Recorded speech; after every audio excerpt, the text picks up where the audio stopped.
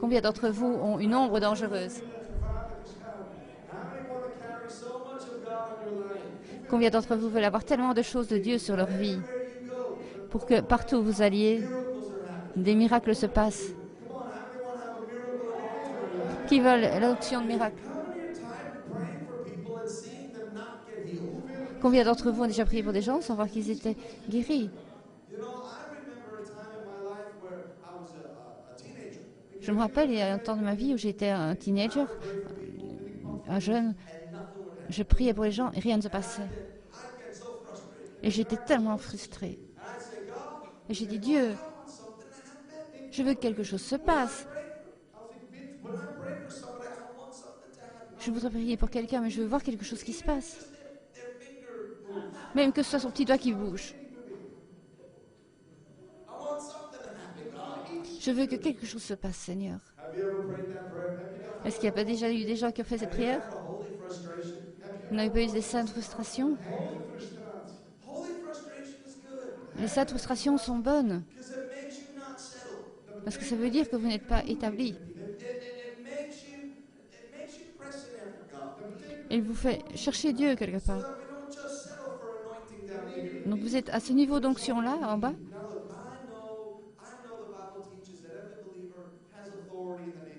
Je connais les passages de la Bible qui disent que chaque croyant a l'autorité en Jésus.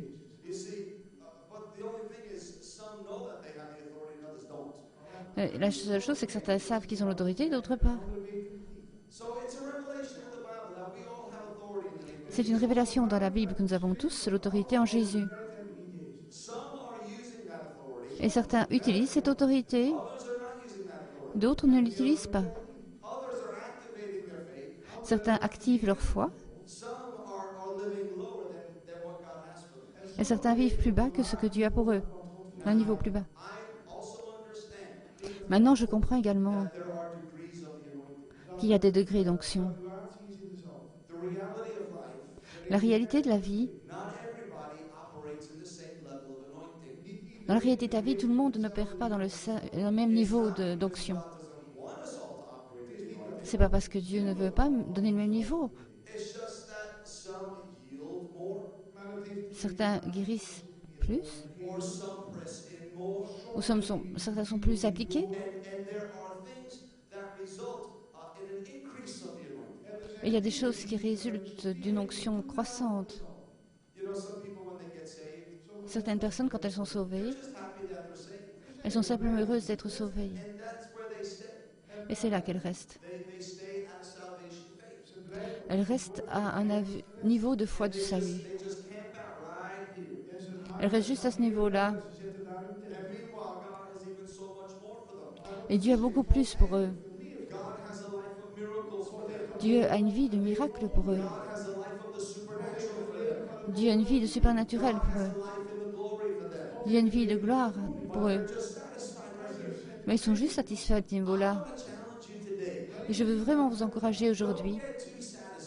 Ne soyez pas satisfaits avec ce que vous avez de Dieu, parce qu'il y a plus. Peu importe l'âge que vous avez, il y a toujours plus. Si vous avez atteint un niveau de gloire, vous pouvez toujours aller à un autre niveau de gloire, et puis un autre niveau de gloire. C'est ça qui est excitant dans la vie, le fait d'être chrétien. Votre marche avec Dieu, elle est vivante. Et vous pouvez toujours améliorer, accroître l'onction de Dieu sur votre vie. Vous ne devez pas simplement arriver à un seul niveau. Vous devez continuer à aller plus haut. Alors combien d'entre vous veulent aller plus haut?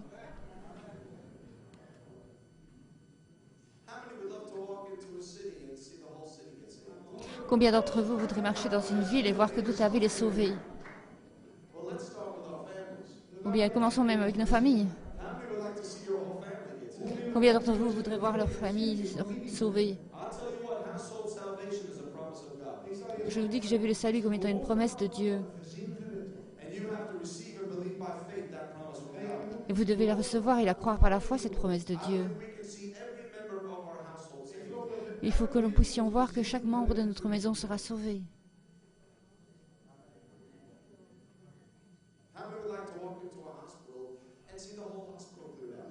Combien d'entre vous voudraient entrer dans un hôpital et voir tous les gens de l'hôpital guéris? Je ne suis pas en train de vous dire des choses qui sont hors d'atteinte, hors de portée. Parlons d'un homme qui a guéri des gens qui étaient morts. Ian Tom Horter, je crois. Ah oui, qui connaît l'on? C'est Pierre.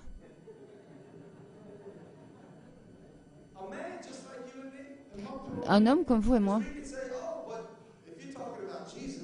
Parce que si vous parlez de Jésus, il est le Fils de Dieu. Oui, bien entendu, il a guéri. Mais nous ne sommes pas Dieu. Alors comment est-ce qu'on peut avoir un ministère comme Jésus? Oui, Jésus a dit qu'on ferait des choses plus grandes que ce qu'il a faites. Et alors il y a Pierre. Pierre. Pierre. Quel est le cas le plus difficile parmi les disciples? Il a une grande bouche. Il était toujours un peu fier de lui, je crois.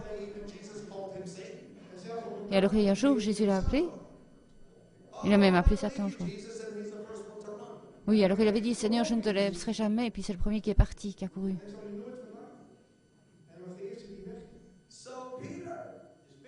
Donc Pierre, ça s'est arrivé. Parce que quand il se promenait dans une ville, Pierre, toutes les personnes malades étaient guéries. Et ceux qui avaient des problèmes étaient libérés.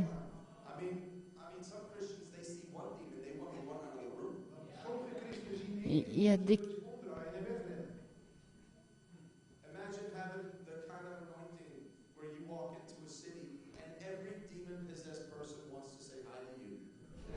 Imaginez-vous que vous avez cette onction-là, une telle onction que quand vous vous promenez dans une ville, toutes les personnes qui ont des démons essayent de se cacher. Ça, c'est...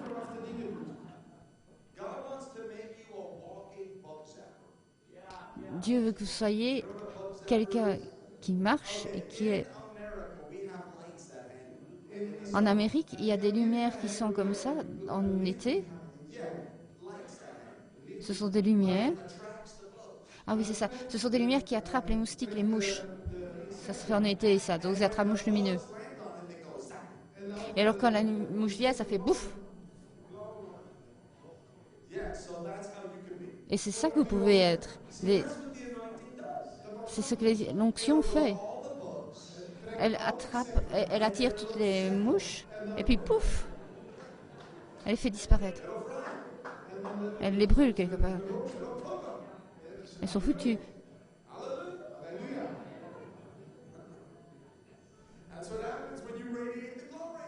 Et ça se passe quand vous êtes prêt à rendre la gloire. Ça attire les démons, enfin, ça les tire hors, et puis alors pouf, ils éclatent. Vous n'êtes pas effrayé? Celui qui est en vous est plus grand. Il est plus grand que celui qui est dans le monde. C'est celui qui est le plus grand qui vit en vous. Et parfois, il y a des réunions dans lesquelles il y a des messages de délivrance avec des délivrances. Et je ne sais jamais ce qui va se passer. Et quand on arrive à ces réunions-là, je ne sais pas ce qui va se passer. Il peut y avoir une grande onction de délivrance, ou bien une onction de miracle, ou une onction prophétique qui peut être libérée. On est juste là pour attraper le vent. Où Dieu va agir, c'est là que nous devons aller. Alors, vous savez, nous étions dans un service au Danemark. Il y avait, je vous demandais, regardez ça entre vous et moi, je crois. Et il y a cette onction qui est venue dans la réunion. Et alors, tout à coup, les membres de l'équipe de louange, celui qui était à la prière, oui, les responsables, ils ont tous commencé à manifester des démons. Il y avait les yeux qui se révulsaient. Et ils étaient comme des serpents sur le sol. Et je me suis dit, oh Seigneur Jésus. Je ne pense pas que ce pasteur-là va encore m'inviter.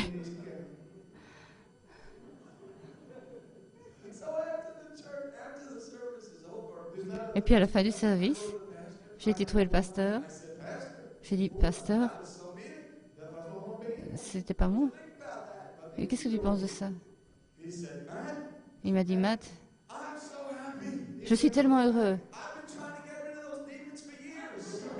Je ne pouvais pas être quitte de ces démons depuis des années, je crois.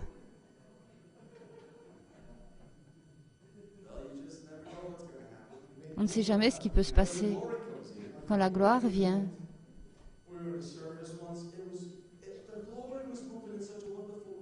La gloire bougeait d'une telle manière merveilleuse. Je suis qui jouait du piano, joue au piano. Tous les gens étaient sur le sol. Il y avait tellement l'amour de Dieu qui était là. Et j'ai vu cette dame qui était sur le sol là-bas. Et je l'ai regardée. Et son corps a commencé à bouger, à se secouer.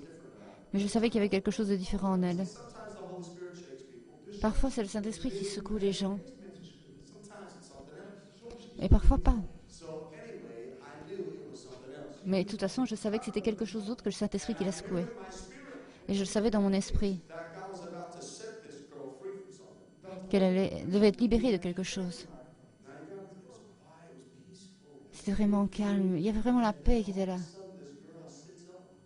Et puis alors, cette fille, elle s'est relevée. Et alors, elle a commencé à hurler. Vraiment, un cri très très fort, je crois.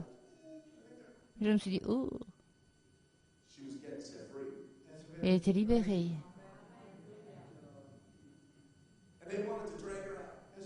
Elle est partie. Non, les gens voulaient arrêter. J'ai dit non, laissez-la.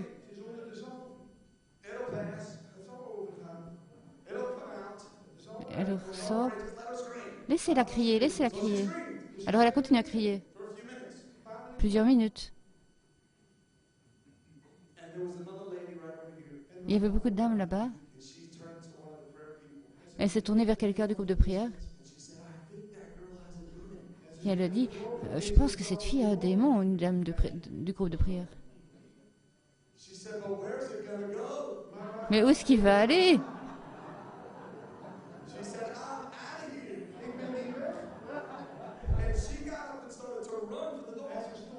Et alors, donc il a dit, sors par la porte là-bas.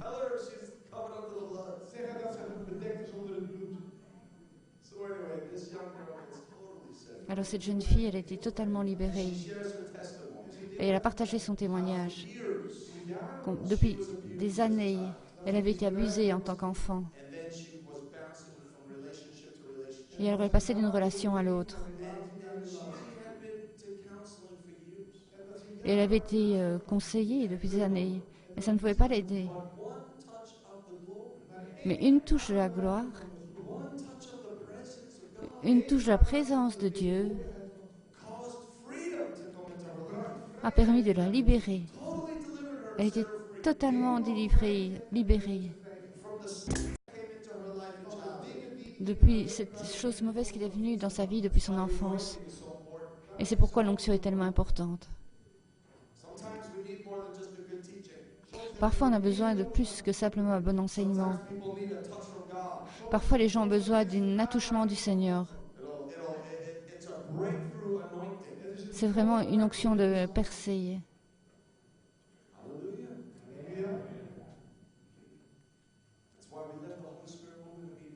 C'est pourquoi nous laissons agir le Saint-Esprit dans une réunion. À chaque moment. Vous savez? À chaque moment, à chaque instant dans une réunion, la puissance de Dieu peut vous toucher.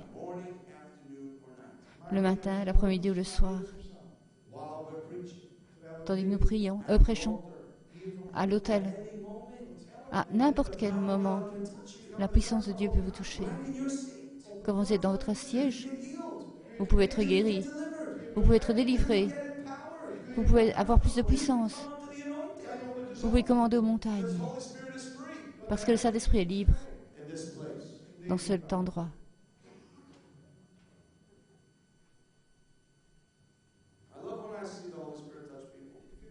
J'aime bien voir l'Esprit toucher les gens.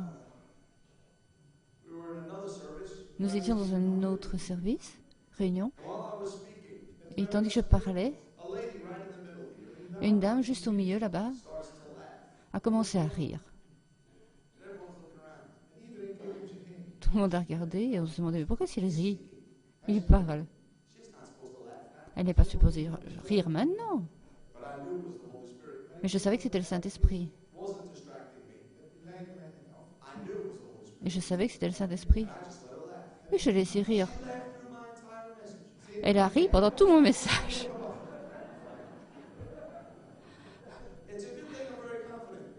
C'est une bonne chose pour vous donner confiance. Hein. Elle riait, elle riait, elle riait. Tout le temps. Elle est retournée à la maison riant. Elle s'est réveillée par le rire.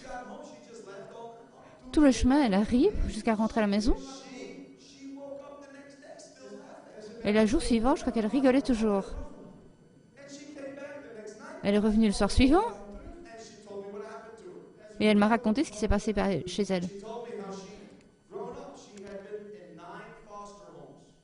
Elle m'a dit que quand elle était petite, elle avait été dans une maison, je ne sais pas quoi. Elle avait été abusée pendant des années. Et elle m'a dit, Matt, je ne me souviens même pas d'avoir vraiment ri dans ma vie. Je faisais un petit sourire, mais je ne riais pas. Mais ce que j'ai reçu ce matin, et je ris toujours, c'est comme s'il y avait 4 tonnes d'amour, je crois, qui m'étaient tombées dessus.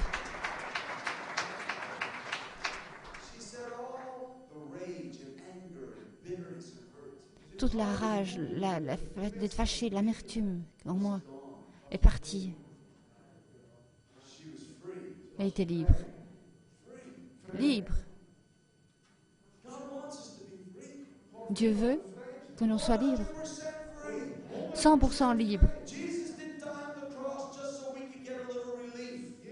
Jésus est allé à la croix pour que nous soyons libérés.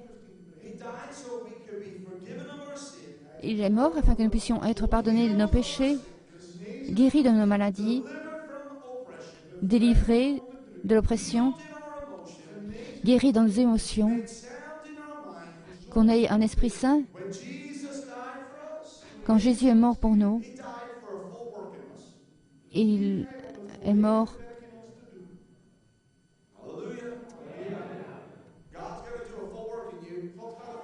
Dieu veut faire une chose totale pour vous.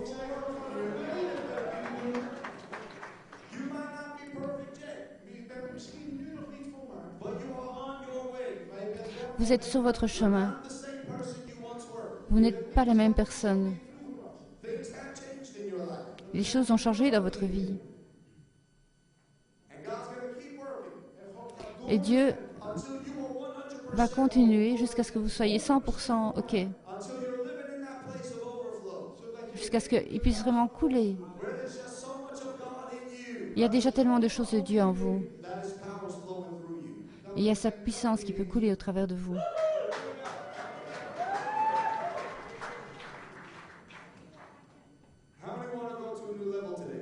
Combien d'entre vous veulent aller à un nouveau niveau aujourd'hui?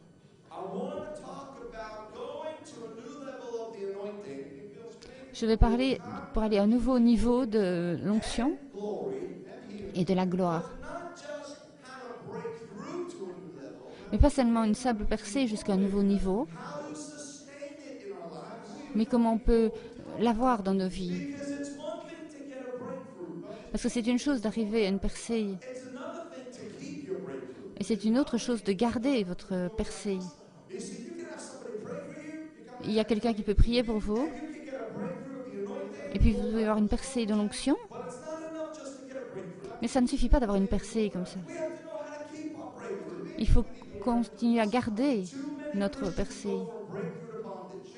Il y a beaucoup trop de chrétiens qui vont d'une percée comme ça vers un lien.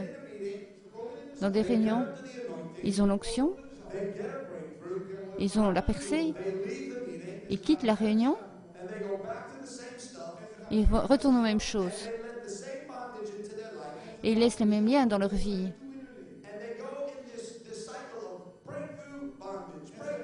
Et il rentre dans ce cercle, lien, percé, lien, percé, percé, lien.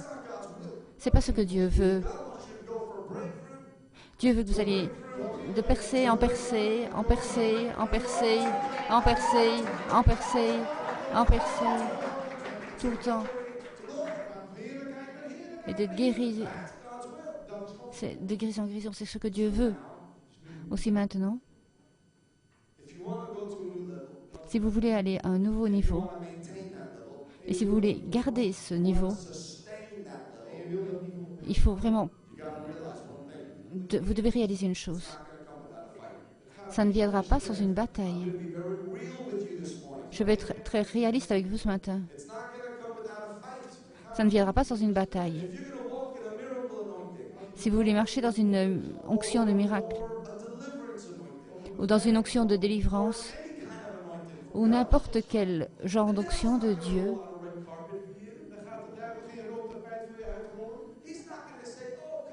il ne va pas mettre une carpette rouge devant vous, il ne va pas dire « Viens, viens et prends l'onction comme ça. Viens et guéris les malades. Viens et sauve les perdus. » Il ne va pas faire cela. Ce sera une bagarre. Dieu permet la bagarre. Et il y a une raison pour laquelle il permet la bagarre. Je veux que vous pensiez à David ce matin. Le jeune David savait qu'il était oint par Dieu. Il était oint pour être roi. Il avait reçu l'onction sur lui.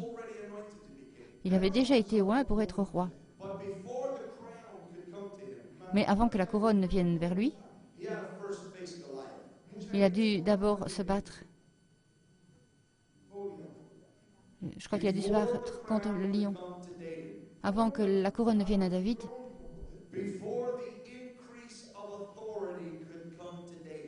avant que cette croissance de l'autorité vienne sur David, il a d'abord dû faire face à Goliath. Beaucoup sont ici dans cet endroit. Est-ce que vous avez senti cet esprit d'oppression venir sur vous récemment? Avez-vous senti cette guerre spirituelle dans votre vie? Vous êtes heureux et ça ne veut pas dire que vous faites quelque chose de mal. Ça peut dire qu'on fait quelque chose de bien. Voilà ce que j'ai trouvé dans mon expérience. C'est que quand on est en bagarre, ce n'est pas nécessairement négatif qu'on a fait quelque chose de mal, mais c'est parfois la plus grande victoire qui va venir. Donc il y a de la résistance. Si vous avez de la résistance, soyez très heureux. Cela veut dire que vous allez aller à un nouveau niveau. Ça veut dire que vous allez avoir un nouvel niveau d'autorité dans votre vie. David a dû faire face à Goliath. En 1 Samuel 17,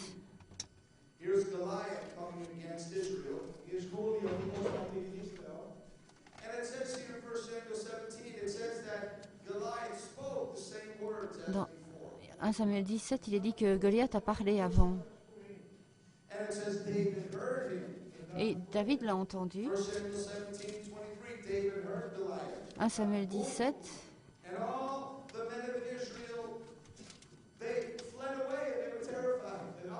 Et les gens d'Israël, ils étaient terrifiés, ils se sauvaient. Ils se sauvaient de Goliath. Et puis David est arrivé sur la scène. Et il a dit, qu'est-ce qui se passe ici? Il veut défaire la monnaie du Dieu vivant. Et les gens, ils se sauvaient, ils étaient intimidés. Il y a une chose que vous avez comprise concernant vos géants. Goliath vous parle. Vos géants vous parlent. Vous savez quels sont vos Goliaths? C'est tout ce qui essaie de vous intimider. Tout ce qui essaie de vous garder à un bas niveau. Tout ce qui essaie de vous garder inactif.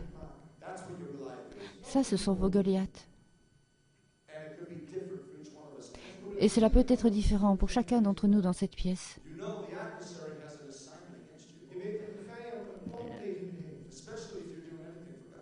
Si vous ne faites rien du tout pour Dieu, l'ennemi, il ne vous ennuie pas. Mais Dieu a des buts pour vous. Et Dieu, il est plus fort que l'adversaire. Il a un but pour Israël. Il a gardé Israël. Donc là, il y avait ce géant qui était là, qui intimidait Israël et qui chassait Israël de son pays.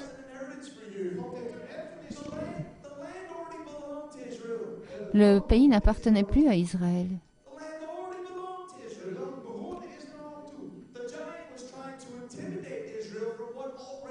Donc, le pays appartenait toujours à Israël, mais seulement le géant essayait de les intimider et de leur montrer que quelque part, il n'appartenait plus. Et le géant parlait, et David l'a entendu. Est-ce que le géant vous parle? Qui pensez-vous que vous êtes? Dans beaucoup de fois, le géant vous parle à la première personne. Et il fait penser des choses qui sont fausses de vous. Est-ce qu'on peut simplement exposer l'adversaire aujourd'hui? Parce que parfois, ce n'est pas évident quand il parle de le repérer. Il vous parle à la première personne. Je suis tellement déprimé. Je vais avoir une mauvaise journée. C'est parfois ce que vous dites. Et vous le pensez. Je suis tellement déprimé. C'est vrai. Je suis déprimé. C'est vrai. C'est un horrible jour. Je déteste ma vie. C'est vrai, je déteste ma vie. Ah, ce travail est terrible. Oui, ce travail est terrible. Mais Seigneur, pourquoi est-ce que tu me fais travailler ici? Je voudrais que tu m'utilises. Tu m'aimes au lieu de me mettre dans cet endroit avec d'autres personnes pour travailler. Avec tous ces collègues qui ne sont pas bien.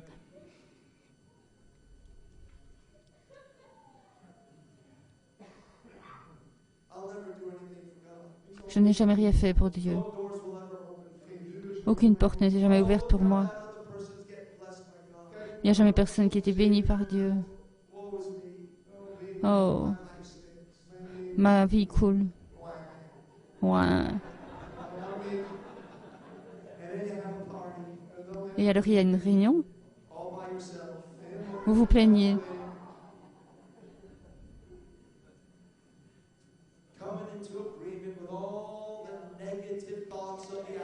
Et vous êtes en accord avec toutes les pensées négatives de l'adversaire.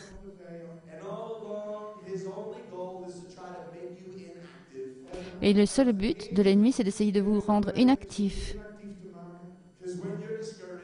Parce que quand vous êtes découragé, vous n'avez envie de rien faire. Vous perdez toute vos motivations de la vision. Alors l'adversaire envoie un géant de découragement envers vous. Parce qu'il est terrifié de ce que vous pouvez faire. Donc il met de la pression sur vous. Et il essaie de vous intimider avec de la peur et du découragement. C'est votre géant qui vous parle. Et vous pouvez lui dire de se taire.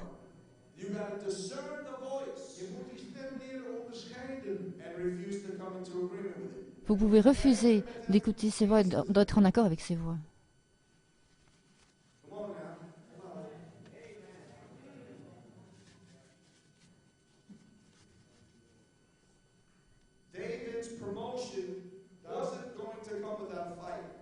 La promotion de David n'est pas venue sans bataille. Et David a rencontré Goliath. Et Saul a une très bonne idée. Il a dit à David, si tu veux rencontrer ce géant, Voici mon armure.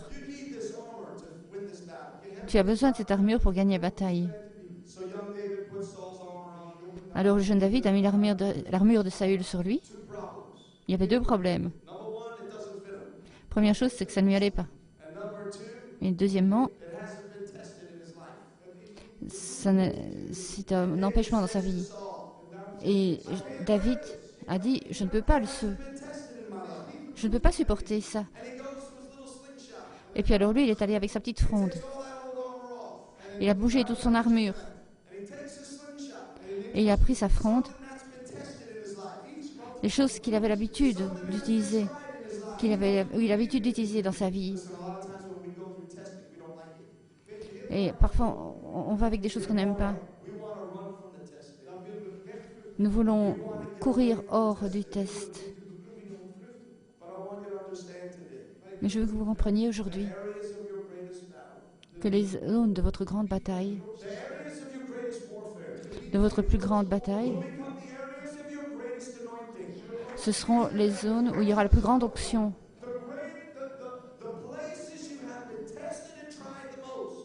Les endroits où vous avez été le plus testés seront les endroits où vous aurez le plus d'autorité par la suite. Donc si vous avez des luttes dans votre vie, dans certains domaines, soyez très très très heureux. Parce qu'il y a l'onction. C'est une bataille pour être libéré dans ces zones-là. Et le diable regrettera. Le jour où il essaie de vous faire des soucis.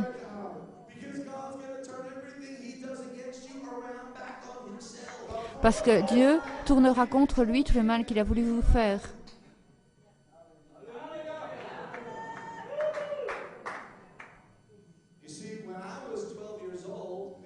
Vous savez, quand j'avais 12 ans, le diable essayait de tuer ma famille par la maladie. Ma maman était très malade. Elle avait 24 médicaments différents, je crois, par jour, pendant 2 ans. Elle ne pouvait quasi pas sortir du lit. Elle était malade. Un jour, elle est allée sur la route, je crois qu'elle a acheté tout ça. Et au milieu de l'après-midi, blacks out. Je crois qu'elle était en voiture et que sa voiture est allée sur le côté. Elle est allée sur un arbre. Je crois qu'elle était rejetée. La voiture était contre un arbre, puis elle était remise sur la voiture. Donc le diable a vraiment essayé de tuer notre famille. Et alors, une soirée, ma grand-mère a pris ma maman à une soirée de guérison catholique où le prêtre était rempli du Saint-Esprit. Et cette nuit-là, à ce service de guérison, elle a été guérie. Elle était plus malade que jamais. Et sa maladie a vraiment magnifié cette soirée.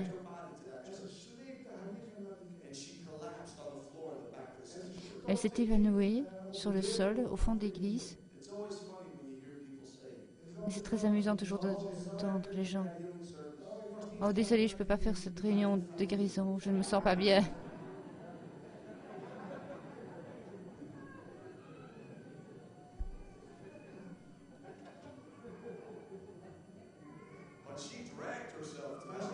Mais elle est allée jusque-là.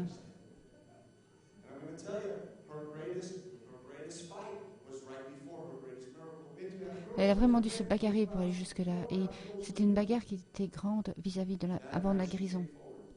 Et cette nuit-là, elle s'est avancée. Elle était complètement cassée. Et la puissance de Dieu est venue sur elle. La force de la puissance de Dieu était tellement forte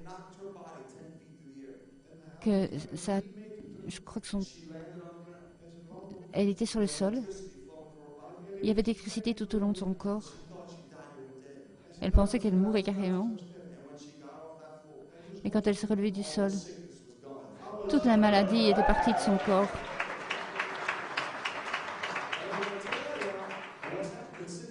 Alors je dois vous dire ce qui s'est passé depuis lors. Nous avons vu des milliers de personnes guéries par la puissance de Dieu.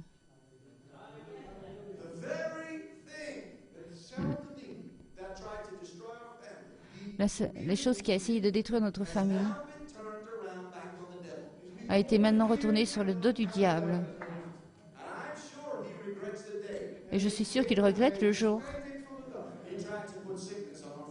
où il essaye de mettre la maladie sur notre famille. Soyez heureux. Votre plus grande bataille sera votre plus grande percée, votre plus grande victoire. Et la plus grande bataille que vous livrerez pour avoir la plus grande percée, ce sera la plus grande onction qui sera libérée. Un nouvel niveau d'autorité. Hors de ce qui a été fait dans votre vie. Ce que je vous dis aujourd'hui, ce n'est pas des petites choses faciles comme ça. C'est pas simplement aller venir en avant, on prie. Et alors vous serez cet homme puissant de Dieu. Si vous voulez savoir comment marche l'onction la plus grande dans votre vie, c'est quand vous êtes seul et que la bataille vient vers vous. Et vous devez faire le choix de résister. Et vous devez vous battre. Et vous devez vous battre avec la bataille de la foi. Et vous devez passer au travers. Et à ces moments-là, où il y a le test, c'est là, à ce moment-là, que libérer la plus grande onction de votre vie. Dieu a oint ce qui a été testé dans la vie de David. C'est la raison.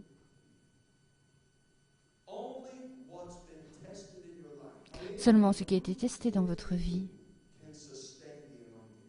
peut soutenir l'onction.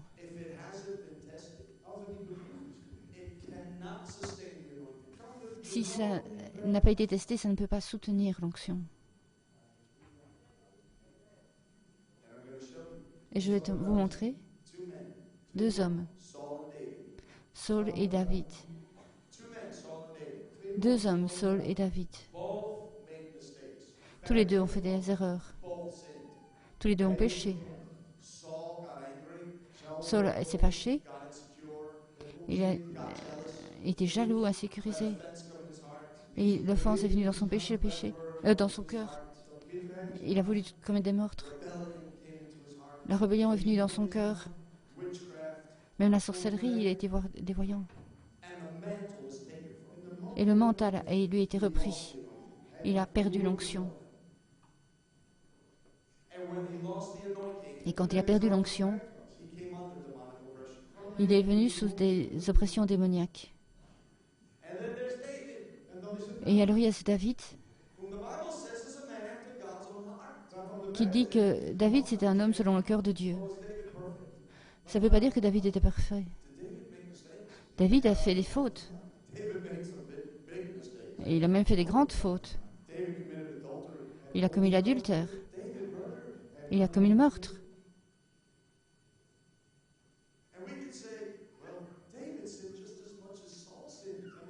Et on peut se dire,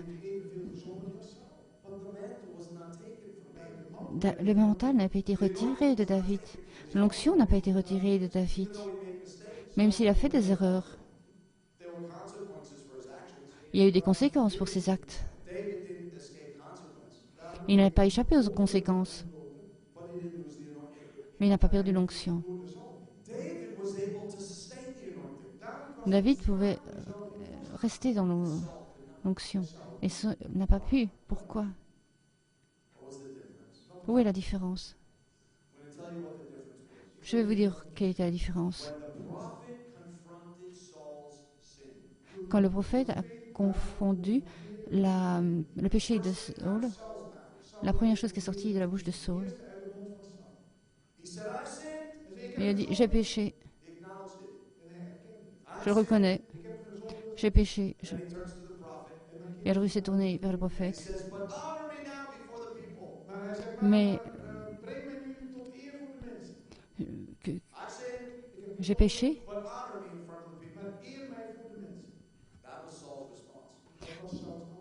j'ai péché, mais vis-à-vis du peuple quelque chose. Et David, quand il a été confronté à son péché, sa réponse, c'était le psaume 51. Sa prière, c'était « Oh Dieu, ne tire pas ton Saint-Esprit de moi, ne me retire pas ton Saint-Esprit. » La seule chose que je ne veux pas perdre, c'est ta présence. Il n'a pas regardé les gens. Oui, il n'a pas regardé au fait que ce qu'on penserait de lui, mais il a regardé au fait qu'il avait fâché Dieu, il ne voulait pas le fâcher.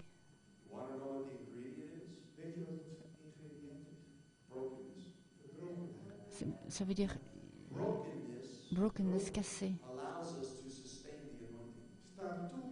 Et avoir un cœur brisé nous permet de garder l'onction. Dieu nous protège, mais dans le process, l'ingrédient du fait d'être cassé, c'est ce qui permet de maintenir la présence de Dieu dans nos vies. C'est ce qui permet de maintenir l'onction dans nos vies. Vous avez deux types. Donc il y a soit les choses qui sont cassées par Dieu ou il n'y a pas par Dieu. Et on se sent désolé parce que parfois on peut se sentir désolé parce que cassé parce qu'il va y avoir des conséquences. On est désolé à cause des conséquences et des choses qui vont se passer. Saul, il n'a pas eu un cœur brisé selon le cœur de Dieu. Il était désolé pour lui-même. David, il a eu un cœur brisé selon le cœur de Dieu. Il avait le but de Dieu, il avait le souci de Dieu. C'était pas un souci pour lui-même, c'était un souci pour Dieu. C'était ça la différence. C'est pourquoi Saul a perdu l'onction et que David l'a gardée. Mais le Seigneur m'a parlé récemment dans le livre des Juges. Et il y a une description ici, dans le livre des Juges, de la vie de Gédéon. Juges chapitre 7. Je vais vous apporter quelque chose de très important maintenant. C'est mon sentiment personnel ce matin. Et je voudrais vous le partager. C'est une parole pour l'Église. L'Église est dans une condition très critique.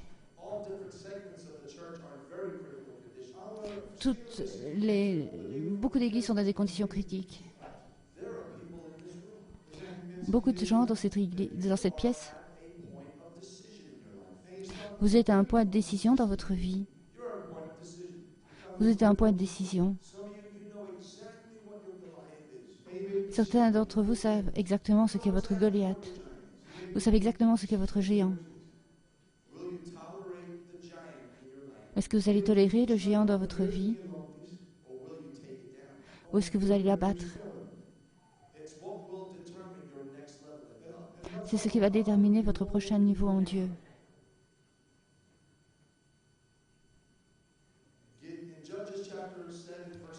Dans Juges, au chapitre 7, verset 16,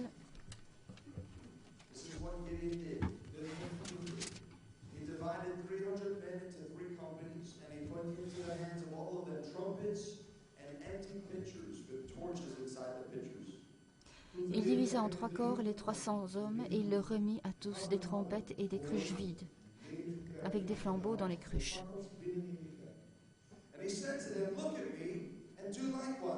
Et il leur a dit,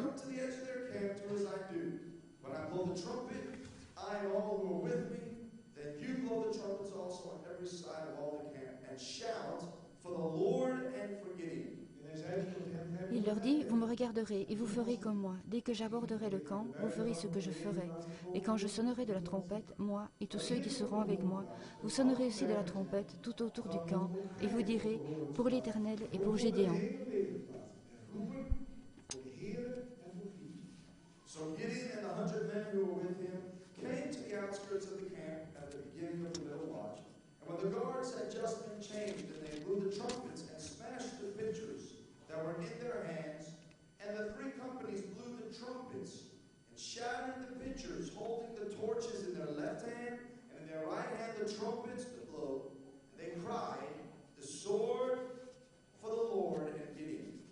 Gédéon et les 100 hommes qui étaient avec lui arrivèrent aux abords du camp au commencement de la veille du milieu, quand on venait de placer les gardes.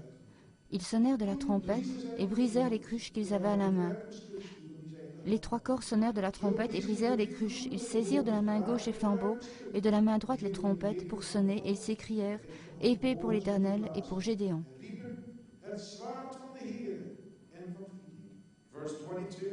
Verset 22.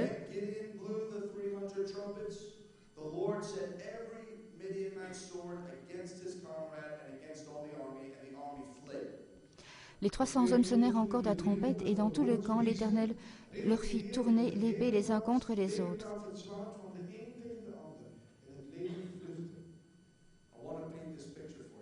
Je veux dépeindre cette image pour vous. C'est l'armée de Gédéon. Ils ont des vases vides. J'aime les versets qui parlent des vases.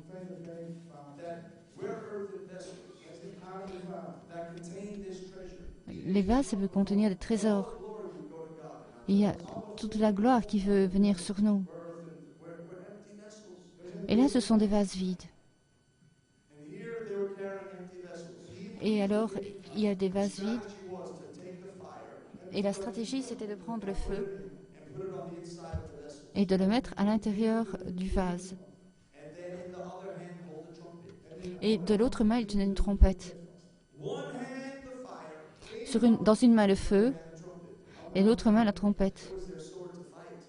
Et où était l'épée pour se battre? Il n'y avait pas d'épée dans leurs mains. L'épée, elle était sur leur côté. Leurs mains, elles étaient occupées avec quelque chose d'autre. Et je vais vous montrer le principe ici. Quand les vases ont été cassés, le feu a été libéré. Et alors, ça causait chez l'adversaire de se retourner l'un contre l'autre. Mais la combinaison des vases cassés, le feu a été libéré et la trompette a soufflé. Le son de la guerre a été libéré de leur bouche. Et ils ont crié la gloire au Seigneur et Gédéon.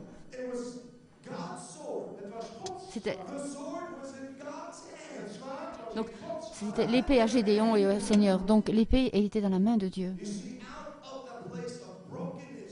Donc hors de cette place où c'est cassé, le feu a été libéré, le son a été libéré, l'épée était dans la main de Dieu et elle a libéré l'adversaire et elle a causé la défaite de l'ennemi. Et c'est exactement comme cela que ça marche dans nos vies. On est cassé, on est vraiment cassé, pas simplement être déçu ou triste, mais vraiment être cassé selon le cœur de Dieu. Et alors on regarde au cœur de Dieu. Et là, être cassé selon le cœur de Dieu, ça libère le feu de Dieu. Et il voit comment notre vase est brisé. Vraiment, être vraiment triste, désolé de son passé, de son péché. Et alors on est guéri dans son cœur. Il y a le vase qui est brisé, ça libère la lumière. Et il veut restaurer ces zones qui sont brisées. Il veut vous donner vraiment une cassure qui vient de Dieu, selon le cœur de Dieu.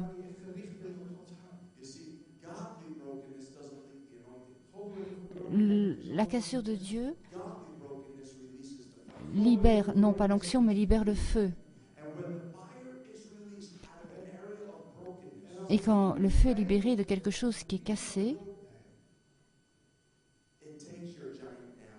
ça abat le géant.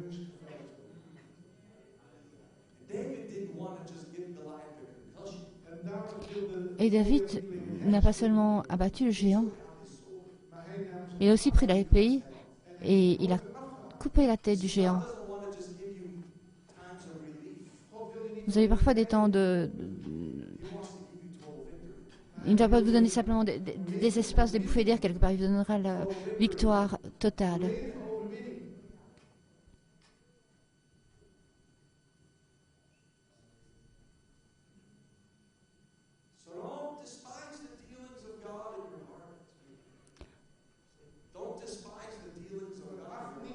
Ne désespérez pas des choses de Dieu dans vos vies. Laissez-le vous convaincre. Ne vous cachez pas des convictions que Dieu veut donner. Parce que c'est avec ces convictions que vous allez pouvoir avoir l'onction de Dieu dans vos vies. Il y a des temps où vous ferez des erreurs. Mais si vous avez un cœur pour Dieu, c'est ce cœur qui permettra à l'onction de rester sur vous. Et ce mental sur vous. Et cet appel sur vous. Et cette autorité sur vous.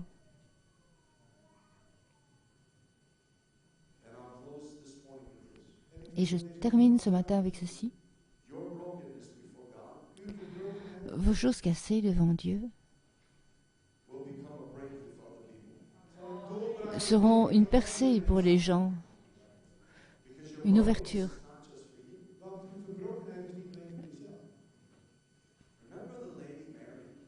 Rappelez-vous, cette dame Marie qui a pris de l'huile qui coûtait très cher et qui a cassé le vase d'albâtre.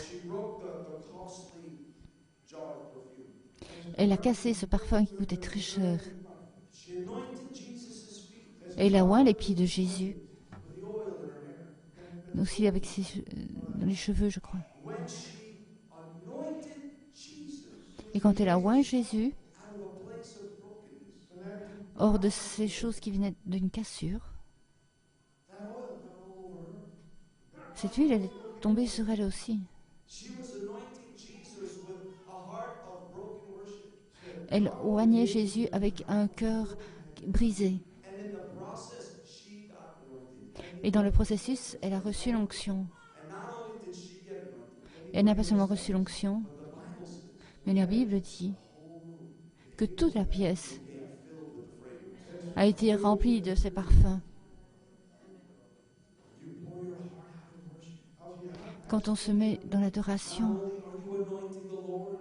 non seulement on oint le Seigneur, mais on est oint.